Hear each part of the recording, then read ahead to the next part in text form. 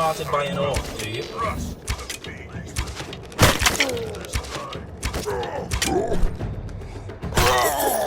I like the meat.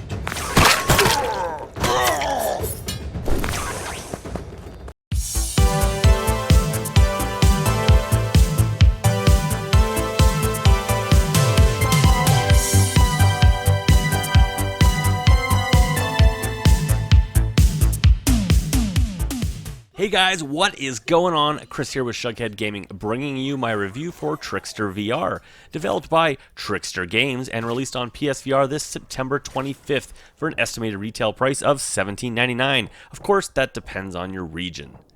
This dungeon crawler-esque game is a procedurally generated fantasy adventure, starring floating islands, epic loot, and a horde of orcs. Try your skills against orcish combat expertise, ancient magic, and ragtag airships. Coming off a bit like Skyrim Arcade Edition, let's see if this game is good or just tricking us. As always guys, if you like this video, please hit that like button, and if you want to see more PSVR content from me, you know the deal, please consider subscribing, and for updates, hit that bell icon. As always, graphics are up first. Trickster VR, easily having one of the worst and most misleading video game titles in ages, aims to bring a lighthearted hack-and-slash dungeon crawler into VR. The overall graphical look brings to mind an earlier PSVR tower defense title called Ancient Emulator, with its cartoon-style presentation. Unlike that title though, Trickster, being the more ambitious title of the two, sacrifices a touch of detail for scale and delivers a much larger world for which you are free to move around and explore. In fact, each procedurally generated stage consists of multiple islands, all connected with a slew of paths and loot to discover. Weapons and characters in the environment all pop with color and come across relatively sharp with only a touch of anti-aliasing issues on display.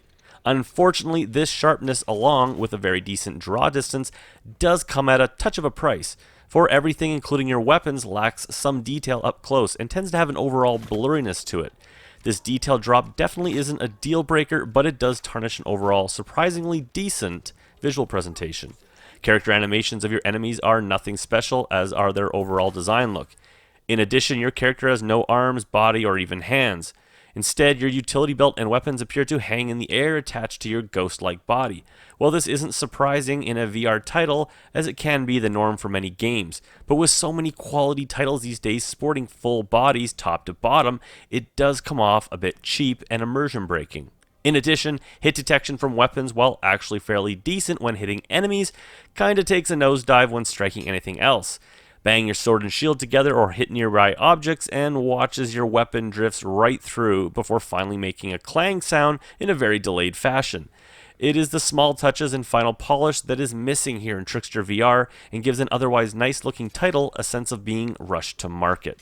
Other graphical effects like lighting and particle effects are, like most of the visuals here, they're adequate, lack finesse, and most definitely not upper tier to be sure, with snowfall being a prime example. Look around in a snowstorm and you'll notice that the snow is following your head view and moving across the world as you scan the horizon. Well, this is a worst case example to be sure. It is these types of graphical concessions that can be seen throughout. And that brings us to sound.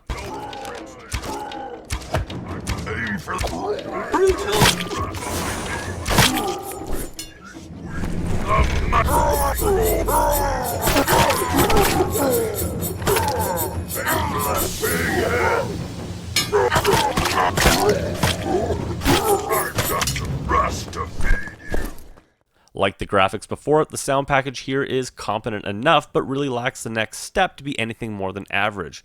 When first spawning into a level, the sounds of windy peaks washes over you, reminding you that you are high above the world on your floating island in the sky.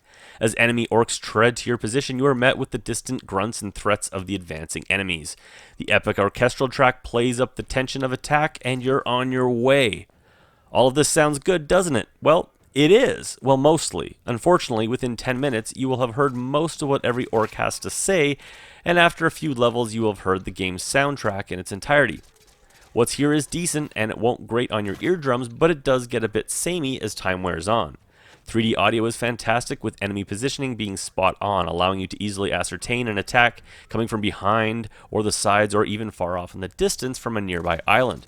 While definitely helping overall immersion, it also saved my butt more than a few times as a horde spawned behind me on a final portal push.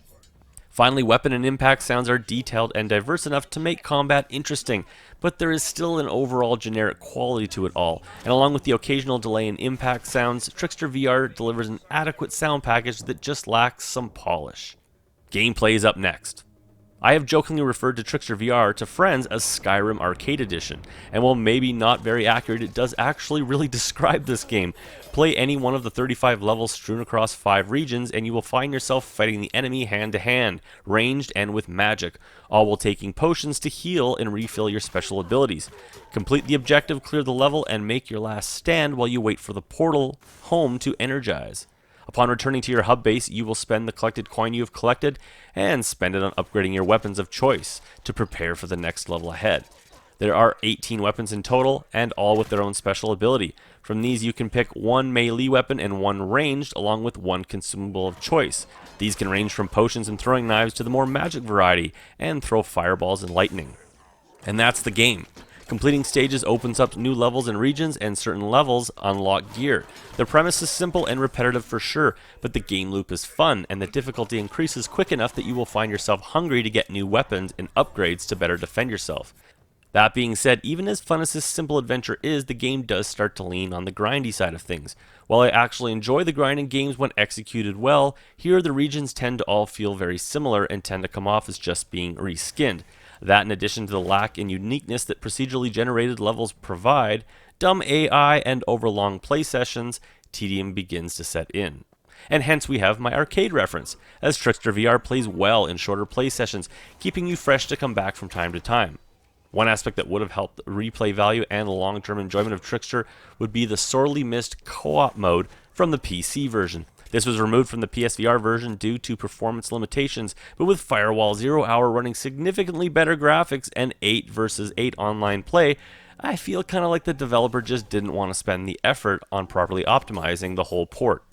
As for replay on the PSVR, you have the above mentioned along with a horde mode that has you defending your hub world. Fun, but not co-op. And speaking of optimizing for PSVR, let's talk controls, shall we? Using the 2 required move controls in a game with full movement and hectic two-handed combat has proven to be a bit of a chore in the past. The game's Killing Floor Incursion, Raw Data, and Skyrim come to mind immediately, and while those 3 games took some time to master the turning, running, and weapon controls all at once, it was doable and eventually fairly free of irritation. In Trickster VR, however, the turning controls and the run button have been placed on the same move controller, making turning and running at the same time actually impossible. I'm not sure if this was for frame rate issues or simply poor design, but regardless, we are left with the rolling move controllers side to side to strafe and run, or simply stopping, adjusting, and then moving. This is in no way game breaking, and I still had a lot of fun, but when in hectic combat, it always was a chore and resulted in more than a few deaths. On the plus side, movement is quick enough, with speed control being handled by tipping your move controllers forward to increase speed to a full run. Melee combat is also really decent, and sword and shield combat coming off better than actually in Skyrim. What makes that so is the feeling of impact when you swing the sword, and the reciprocated impact of a blocked attack on your shield. This gives the combat a sense of weight and visceralness that was simply lacking in the Skyrim VR port. Tracking here is fairly good, but I did have a few issues when pulling back the bow, as the tracking here was not as solid as, say, Apex Construct or Skyrim's bow handling, and it flaked out from time to time. This game can be played seated or standing, with standing recommended, especially since reaching for items on your belt can be difficult when sitting. You should have a moderate amount of space, for you will be waving your arms all around you. Motion sickness should be at a minimum though, with the game having optional blinders, teleportation, and click turning for those who require it. And that brings us finally to fun factor and my final review. Trickster VR isn't top 10 material, it's not even top 20, but even with its lack of polish in areas and questionable movement controls, I did have a decent amount of fun. The game loop got me, and I found myself wanting to do just one more stage to get that coin to upgrade my weapons. Levels, although similar, can be beautiful, and the game experience as a whole was actually very enjoyable. As you know, I rate games on a scale of buy, wait for a sale, or burn it to the ground. For me, Trickster VR is actually a buy, despite its issues. I did have fun. Its rinse and repeat nature still manages to keep you interested with increased difficulty and the pull of new and better weaponry. At maybe over 8 hours of total content, there's a lot here to justify the $17.99 price tag and a fun and simple yet addicting game. As always, guys, if you like this video, please hit that like button. And if you want to see more PSVR content from me, please consider subscribing. And for updates, hit that bell icon. I will catch you guys on my next video.